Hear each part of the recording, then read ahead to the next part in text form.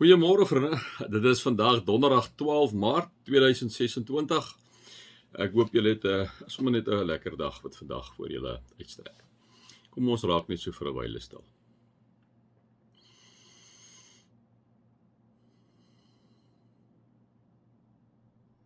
Here, soos ek al soveel kere van tevore gesê het, as ons asem intrek, suurstof, sonder suurstof kan ons nie lewe nie. O Heilige Gees, sonder U kan ons nie lewe nie.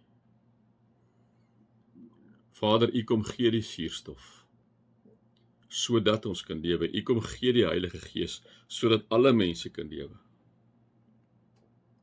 Mense herken net nie die Gees van die lewende God nie. Hulle ken nie die Gees van Jesus Christus wat hy vir ons agtergelaat het, hier op hierdie aarde nie, vir almal van ons, elke een. Dankie dat ons geloof kan hê om te glo in God die Vader, Seun en Gees. Dankie dat ons kan glo dat Jesus die weg en die waarheid en die lewe is. Dankie daarvoor, Here. Amen.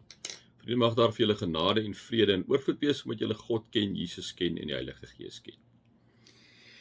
Vriende, ja, Paulus natuurlik hier in 1 Timoteus is natuurlik totaal bewus van die genade. Ons het gister dit met mekaar gedeel, waar hy sê die volgende in vers 14, die Here het my oorlaai met sy genade en met geloof en met liefde wat ons deel in Christus Jesus was.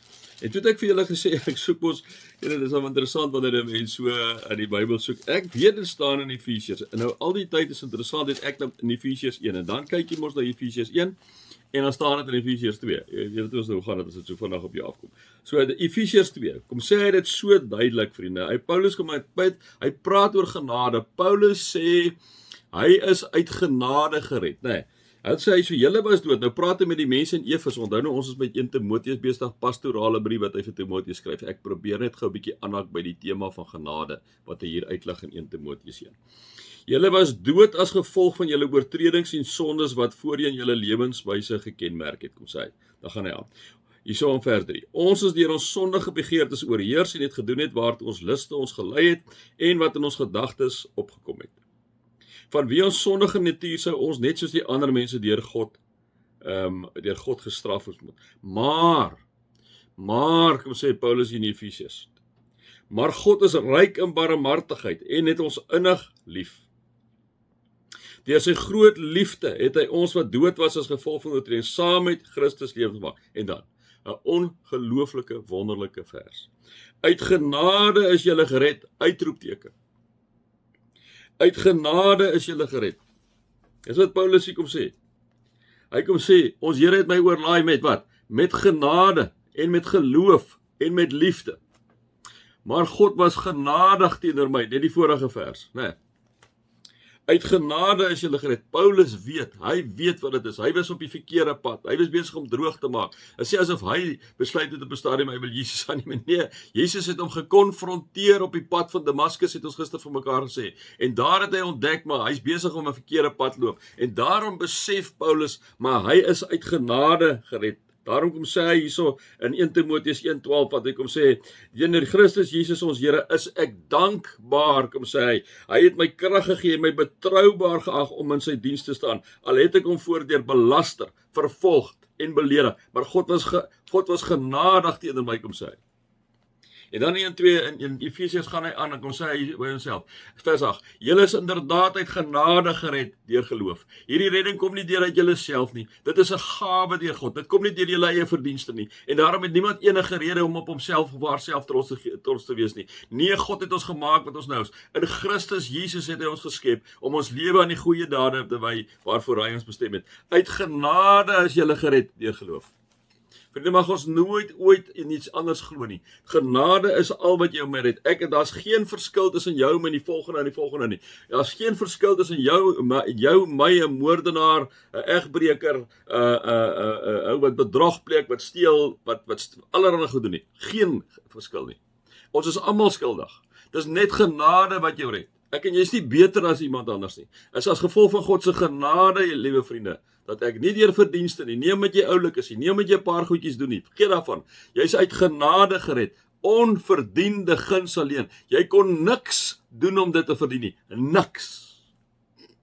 En dis wat Paulus vir hulle kom sê. Dis hoekom hy so staan. Dit is hoekom hy kom vir baie van hierdie dwaalleraars is ouens wat add-ons gebring het. Dis ouens wat gesê het maar hoor hierso, jy moet nog dit en dit doen. Die wet sê jy moet dit doen. Ja en nee, natuurlik is genade belangrik, maar jy moet dit eintlik doen. So dit is die genade is nie genoeg. Nee, kom sê Paulus. Die genade het jou gered. Alleen en alleenlik die genade van die Here Jesus Christus het jou gered. Vriende, moet dit nooit ooit betwyfel nie. Daarom sê ek as iemand vir jou sê, maar ek is te sleg en ek is te sondig.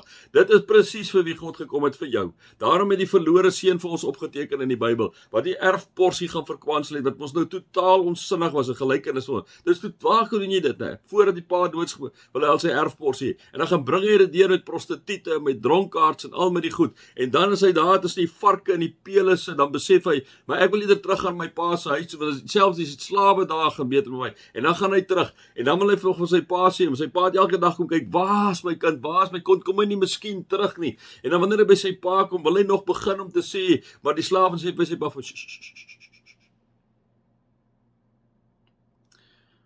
hy sê, ou gaan haal vir my goue ring en slag vir hom die bees, slag vir my kalf.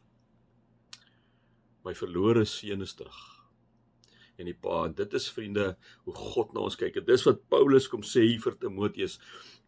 En dis die evangelie wat ek en jy verkondig, onvoorwaardelike liefde alleen. God kyk met sagtheid na jou, met jou en my liewe vriende. Hy kom strek sy hande uit na ons, hy staan oop hande altyd vir ons. Dan kom sê hy vir die Timoteus vir hy liefhet. Timoteus weet dit net, hierdie liefde, God kom oorlaai ons met sy genade, hy kom oorlaai ons met sy geloof, en hy kom oorlaai ons met sy liefde. Moet nooit daaraan twyfel nie, Timoteus kom sê hy, né?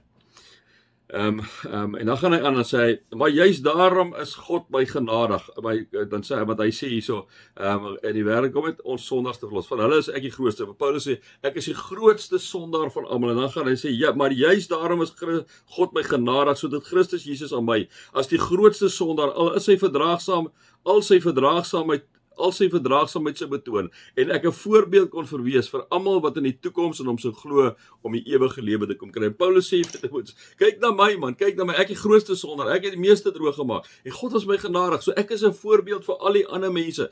As ek dit kom maak, dan kan julle dit ook maak, maar nie maak in terme van 'n wetjie te onderhou wat al hierdie dwaalleraars sê nie, of hierdie gnostici, hierdie ouens wat sê, maar jy het net 'n bietjie goddelike kennis nodig, jy het hierdie verhoudingkie net met God nodig, met jou lyf kan jy doen wat jy wil, jy kan maar bedrog pleeg, jy kan maar seks hê met almal wat dit maak nie saak, so dat jy net hierdie verhoudingkie het, en eintlik sê hulle maar, Christus, waarvoor het Christus aangekom, Christus is nodig, en hy kom sê, pas op vir hierdie ouens, jy is net uit genade gered, nie omdat jy iets reg gedoen het nie, pas op vir hulle, kom sê, aan hom wat vir ewig koning is, die onverganklike, onsienlike, enigste God, kom toe die eer en die heerlikheid tot in alle ewigheid. Vriende, sê ongelooflike taal wat hy gebruik. Ongelooflike taal. Wanneer hy met Timoteus kom praat, hy sê hierdie God het my oorlaai met liefde en met genade het hy my kom oorlaai en hy met geloof kom oorlaai. Ek het eers dit gehad nie. Hy het met alles kom oorlaai. Ek die grootste sondaar van almal. Ek wil net vir jou kom sê ek is so dankbaar teenoor hierdie God. En dan kom sê hy, hoor iets so Timoteus, ek wil net vir jou sê, aan hom wat vir ewig koning is, die onverganklike, onsienlike, enigste God, kom toe die eer en die heerlikheid en die lof tot in alle ewigheid. Is dit die afsluit pragtig, vriende.